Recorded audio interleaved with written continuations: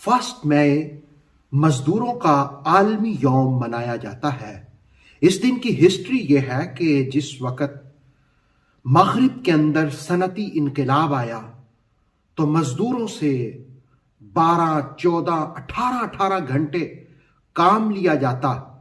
لیکن جس وقت شکارگو کے اندر 1886 کے اندر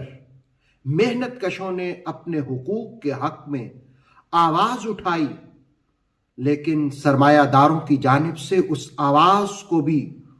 خون میں نہلا دیا گیا۔ نتیجتاً پھر ایک دن ان کی حوصلہ افزائی کے لیے مزدور ڈے منا دیا گیا۔ یہ تاریخ اتنی قدیم نہیں ہے، لیکن ہمارے آقا صلی اللہ علیہ وسلم نے 1400 سال پہلے فرما دیا تھا، الکاسب حبیب اللہ،